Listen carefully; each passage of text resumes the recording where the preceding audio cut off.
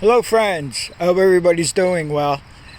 In this series of videos, I'm going to be stripping down the 1967 plow tractor here. This tractor here, I got 2 years ago and built it 2 years ago. It's my primary tractor to snowplow with. It took the place of the 1961 Gravely I had, which I sold. That was of good service. I plowed with that for like 35 years and I mowed with it and everything else like that. So today's plan is to, like I said, we're going to strip this whole tractor down, and I'm going to sand everything down right to the bare metal, and then I'll be priming it, and I'm going to paint it Rust-Oleum orange. Now, I bought all the paint and the primer and everything, so I bought all Rust-Oleum products. We're going to be using gray primer with the Rust-Oleum orange paint. Now, 2 years ago when I put this together, it was around this time. It's like the beginning of September right now. And I was in kind of a hurry to get it done.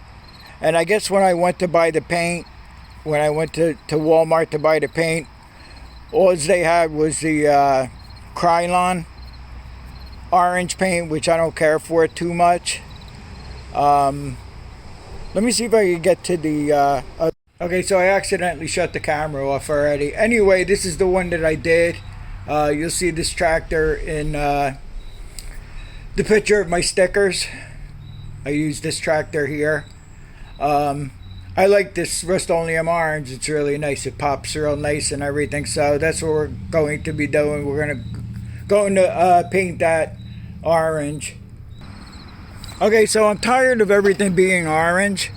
So what I'm going to do is, I think I'm going to take, once it's all apart, I'm going to have to wash everything real good. And I'm going to scrub the transmission down with a wire brush. I just use my degreaser to clean it down real good.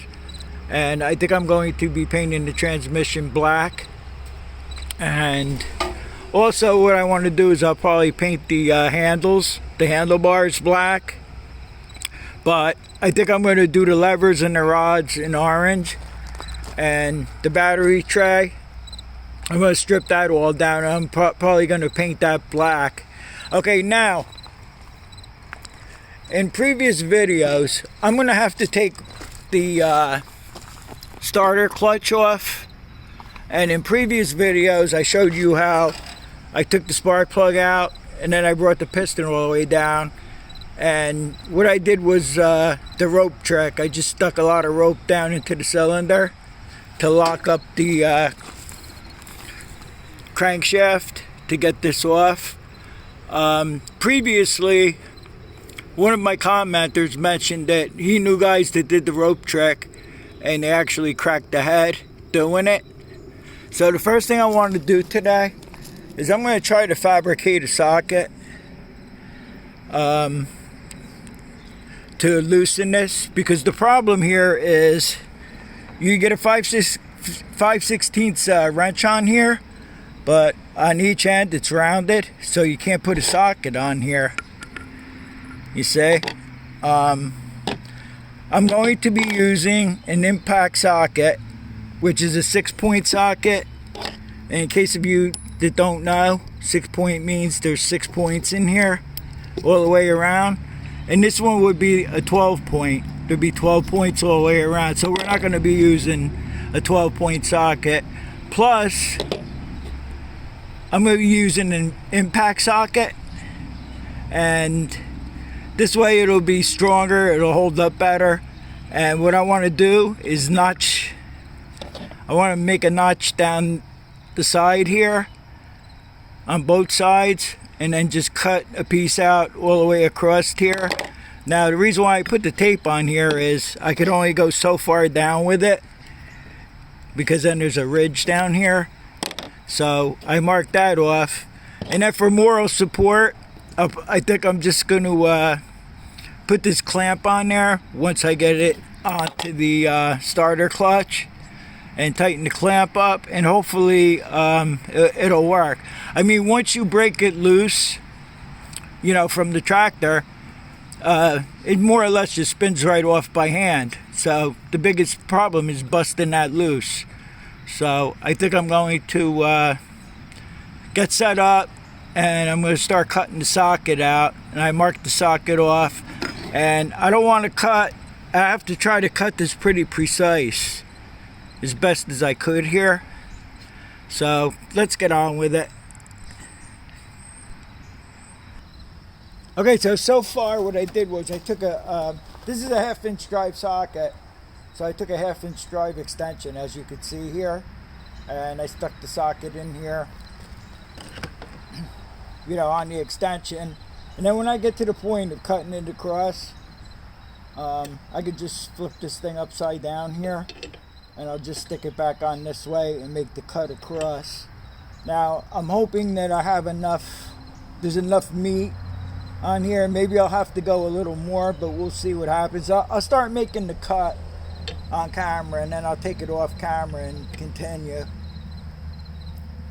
I'm gonna try to get this on here as straight as I can.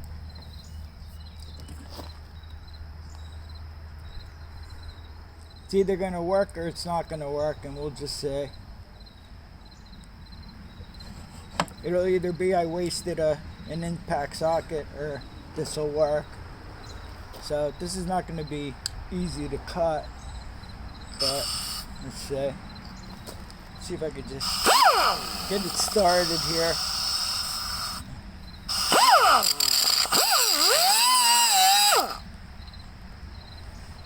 If worse comes to worse, I could take this coarse sanding disc that I got on here, and if I have to come out a little further with it, I could use this coarse disc will cut the metal.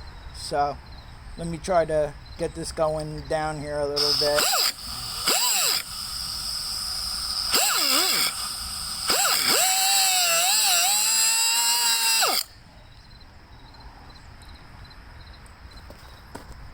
I think it's going okay.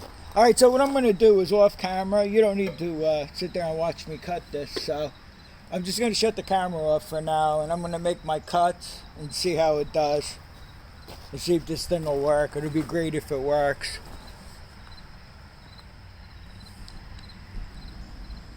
Okay, so it almost wants to fit on there, like it's sliding on this side. Here we are.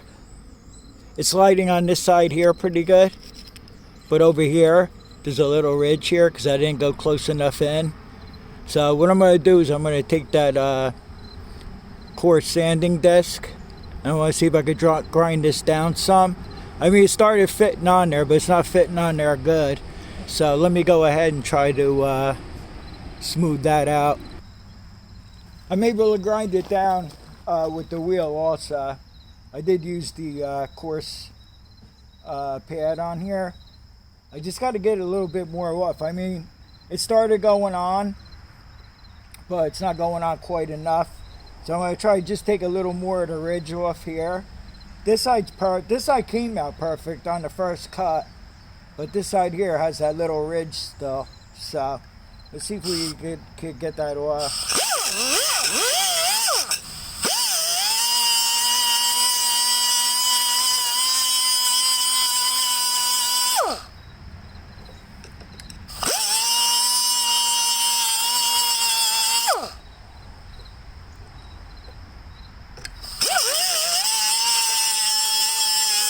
Alright, I'm going to keep trying it, and I'll get back to you as soon as we can fit it on. Then I'll get the tractor set up. I'm going to have to take the chain off the starter clutch and see if we could just bump it. If it just bumps it loose, that'll be great. I just still have a little bit more over here to grind off. What it is, it started going on there, like halfway on. But I don't want to hammer it on because then you'll be spreading this, and we don't want to do that. We want this to just fit on there good. And then I could put the clamp around here just to support this some. And you always want to use an impact socket. Don't use like a regular socket because this is a lot stronger.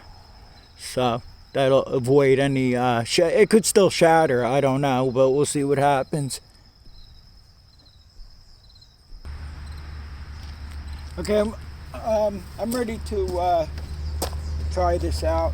I took I loosened the starter and I took the chain off here. I'm gonna have to get a new belt for this. I don't even think it's the right belt. Like I said, I was in a big rush putting this together.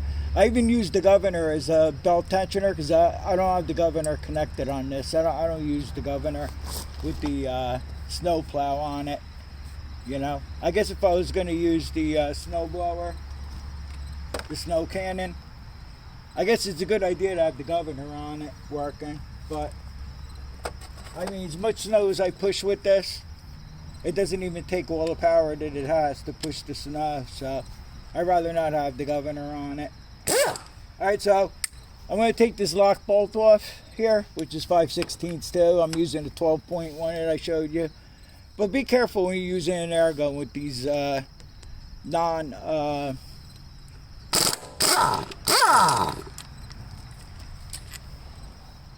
what do you call it, impact socket. Alright, so I have the socket ready to put on. I'm going to bang the socket on there, and then I'm going to put that clamp on there and see if we can jar this thing loose. It seems to fit on there pretty good. I'm still going to put that clamp on there for more of the support. I don't know how well this thing's going to work, but as I always say, there's only one way to find out. So I'll just put this clamp on here.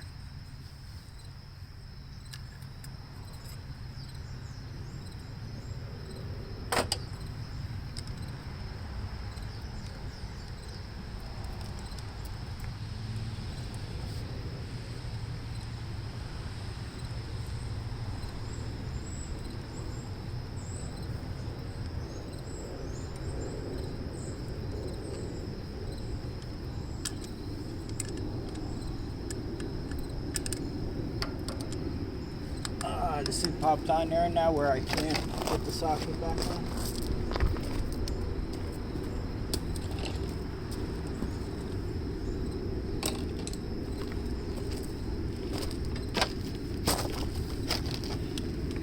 I just backed this clamp out some. It doesn't have to be all the way flush in here. That should be good there.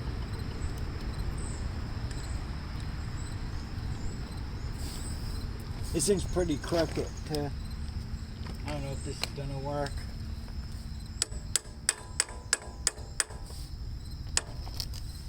I don't know.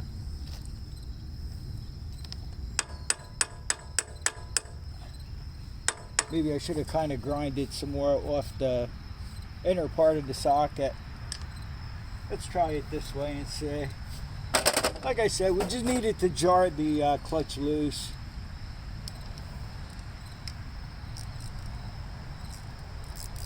Next thing I'm going to do is I'm going to pop the hood off and start sanding that down. I would like to get the hood painted first.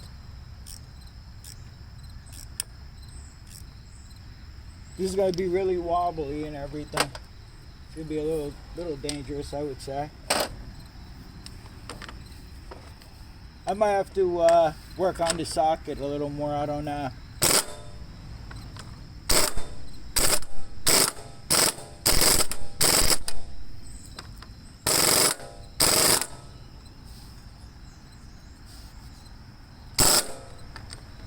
It worked. How do you like that? That's great. Good. Okay, so I'm gonna pull the hood off on camera, and now I don't have to worry about cracking the head anymore. Like, that's been in the back of my mind since the guy commented on that. Because last thing you want to do is crack the head or the block or whatever, it'll crack. So, all right, so good.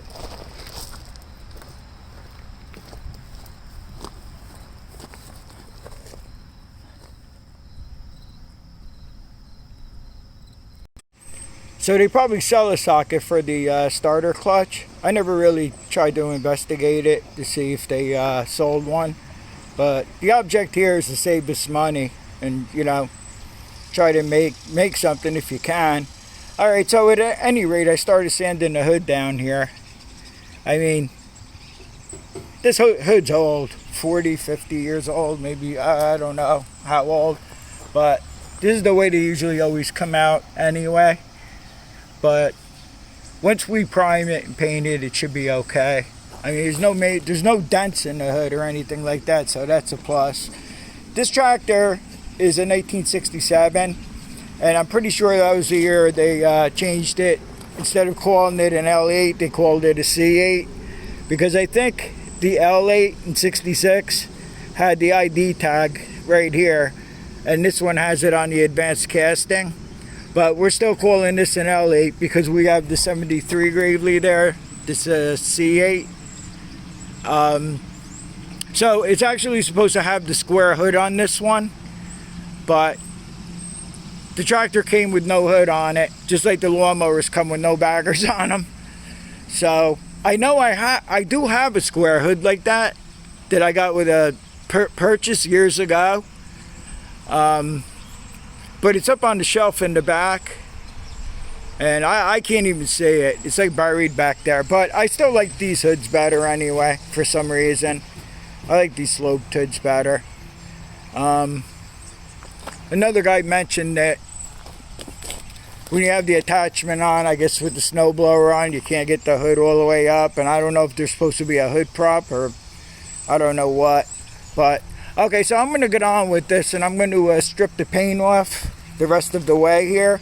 And then what I'm going to do is I'm going to wash the hood real good and probably wipe it down with some acetone or brake clean or whatever I got on hand here, and get it ready for priming. And then I guess we'll prime it today. I want to paint it today. And then I had to pull everything out of the storage to get to this tractor because it was all the way in the back. And I was able to I took like a half a day yesterday, and I even cleaned out everything out of the work truck. It just sits here. I don't even use it. So what I'll do is after I get done painting it, I'll put it inside the truck here because it gets real hot in there. And I want the hood to dry real good before we continue. So I'll be back to you shortly. Okay, one important thing I forgot to tell you before. When you saw me sanding down the hood, a couple of years ago, I just painted the orange over the old paint. I know the old paint has lead in it, so you should really wear a mask or respirators, even better, because I wore one of those, what do you call it, coronavirus masks that I could still smell it, but yeah, I think you're better to wear a respirator or something like that. Also, on the inside of the hood, I washed everything down real good, dried it, and I cleaned it off with brake clean. And I just painted the inside of the hood a quick coat of black paint. So what I'm doing now is I primed the hood. It seems to be really smooth and nice. And what I'll do next is I'm going to spray it with the orange, and then I'll let you see it after the hood is done. And I think we're going to end part 1 here, and then we'll continue on part 2. And what I'll do is I'll continue disassembly on the tractor.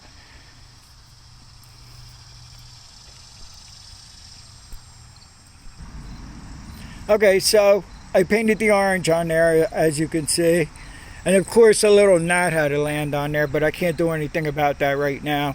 So I'm going to just put this in the work truck and let it dry real good, and I might shoot it with another coat because I'm not exactly really thrilled about the way it came out, but it seems to be halfway decent. I'm sorry about the camera because I can't even see because the sun glare is so bad. Another thing I want to point out, once we get the hood off, the gas tank assembly off, I remember when I got this tractor a couple years ago, the gas tank was leaking, and of course it was leaking under the strap because I guess water lays in between there, unless it started leaking from the inside out. I don't know, but all I know is I'm gonna have to be really careful with stripping this tank down. I really can't go too crazy. I don't know exactly where. I had a JB weld it. So okay, so stay tuned for part 2, and thanks for watching, and I'll see you guys all on the next one.